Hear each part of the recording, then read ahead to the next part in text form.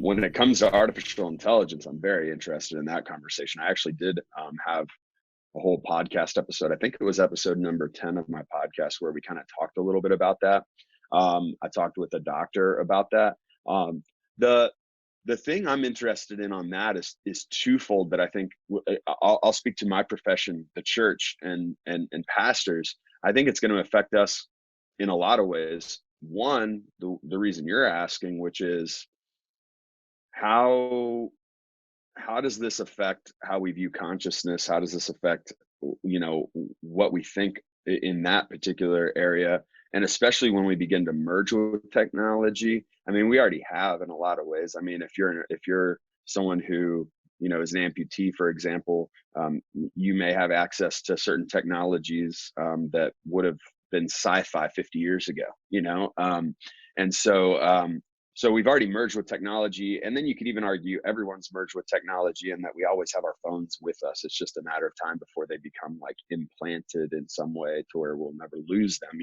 I mean, some people are going to be very uncomfortable with that transition, but I think you'd be ignorant to believe that that transition isn't going to be fast approaching. Like we are going to merge at some point. I'm wearing AirPods in my ears. How much easier to implant something that's standardized. And like, I'm not saying that's a good thing. I'm not saying I support that idea. I'm just saying it's coming. Like it has to. The reality is that we always are seeking convenience. And so at some point we're going to have that, and that's going, I think, to be a conversation in some ways spiritually, because I I like to say, as humans, sometimes we need to disconnect to reconnect. And I guess what I mean by that is like, we are of the dirt and from the dirt, maybe is the way of saying it, in that we need to reconnect to something that grounds us. Like, and technology doesn't always do that. And so as spiritual beings, again, I believe we are inherently spiritual beings. Like, how will we be able to disconnect when technology becomes a part of us in a way that is really incredibly difficult to disconnect, or maybe even impossible to disconnect? These are important questions, and we should answer them not from a position of fear, which I think the church typically does. The church typically answers questions like that from a position of fear, and then they're like, stay away from it, don't do it. Like, and it all becomes, about the prohibition of technology. Stay away, don't do it, it's bad, it's evil. And I think we need to be thinking differently. I think we need to be thinking about why people will say yes to this, and how we can integrate spirituality within it, maybe. How we can ensure that these new pathways of consciousness, not that necessarily AI is going to provide us that, but that we will be in some ways merging with that technology, or at least associating with it very closely, consistently. That we need to be thinking about how we integrate our spiritual essence with that, right?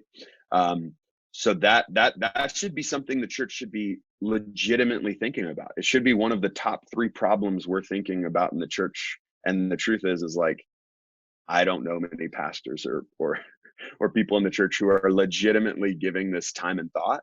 And the truth is, I think it's going to already be too late by the time they actually even start considering ways in which that can happen. So I'm not, in some ways, like Elon Musk would say about artificial intelligence, I'm not super confident that, like, by the time we get there, we're going to have much of, I guess, the grid in place. Like, it's almost, I think, going to be the wild, wild west in some ways by the time it, like he gives a great analogy of how, when it comes to like cars, for example, it's not until a certain amount of people die.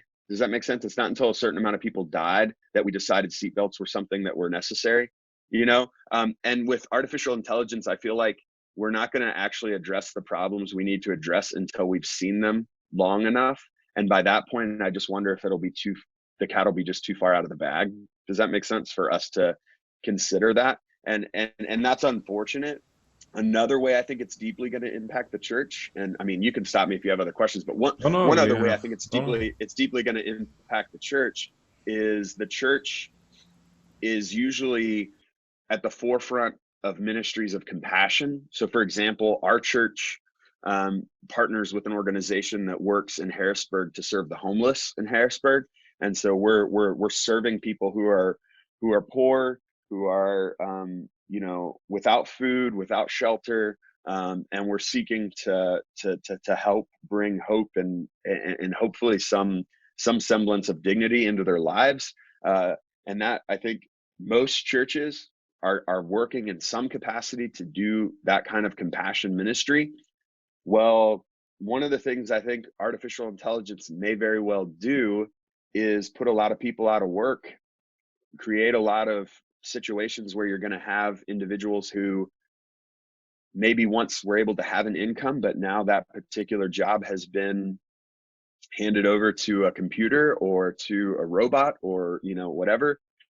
And it could in essence create mass poverty if not done well, I guess would be a way of saying it, or if we don't create some solutions. Like, I know there's some people who are saying UBI, universal basic income, is something we need to be considering. I know in the States that's been talked about a little bit, and we may be really far off in need for something like that, but I think it could very well transform the church as those needs become larger within our communities because more people are out of work or more people are barely getting by.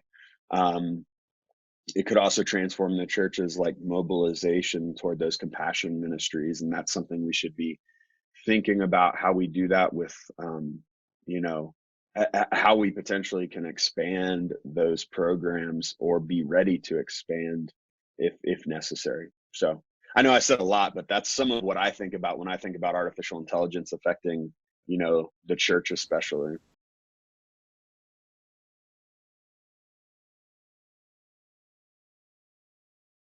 Yeah, so I'm kind of when it comes to the Bible, I would simply say I think the Bible should be read and understood as literature that had a time and place and that was ultimately speaking to that time and that place. So we should not read the Bible um, literally. We should read it literately. That the Bible is literature and should be understood as such. Now that just to be clear, that doesn't remove the power of the text. That doesn't remove the inspiration of the text in my mind. It just puts the text in its right place to be best understood. And so that's how I read the Bible. Now, the question you ask, some people would immediately go to like the book of Revelation and begin like pulling out passages and connecting it to the end of the world, right? I hear that a lot in Christian circles.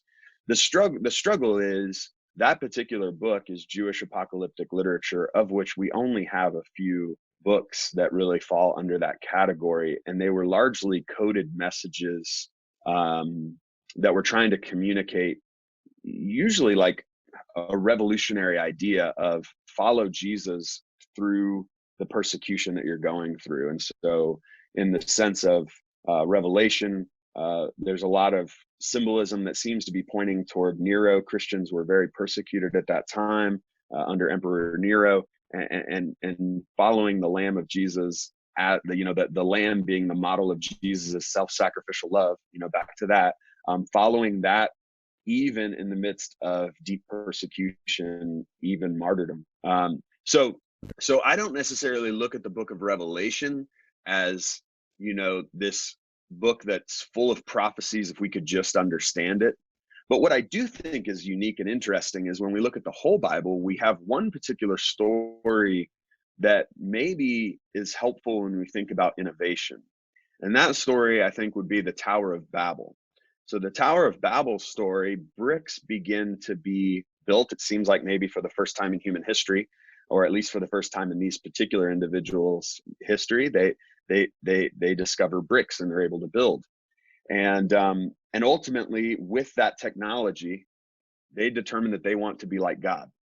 And so they begin to build this tower to heaven. Does that make sense? And with ultimately this idea of holding this power in a way that would make them like God or like gods. And that did not end well for those individuals in that story. The story goes that their languages were, or they were all speaking one language, and then they began to speak different languages and not be able to understand and coordinate with one another to be able to continue to build that tower. Now, whether that story is an allegory for technology and for our man's desire to be God or be like God, the story, I think, shares a lot about what do we do with new technologies. Do we take these bricks and do we try to use them in a way to make ourselves like gods, to make ourselves like God, to take power and take our place on a throne? Or do we begin to think about how we use technology to serve other people, and to provide something for others? I think that story can teach us a lot in what typically is the downfall when technology is used in a way of simply growing our own power, amassing our own wealth. These are all things that I think are important things to consider when it comes to new technologies of any kind, but certainly artificial intelligence, because if there's anything that's going to convince us we can be like God, it's something like artificial intelligence, right? Like that will convince us we can create. And I do believe we're created to create. Like in the Genesis story, we are made in the image of God, and ultimately the image of God is creator. Like God is creating, and God is creative. And you're doing a podcast, which is a creative endeavor, and we're created to be creative. So it's not negative that we create. The question is, how responsible are we for what we create, and ultimately the ramifications it'll have on humanity? And I would say artificial intelligence could very well have some negative, while also positive, thinking about the outcomes of that, even in the midst of our creations.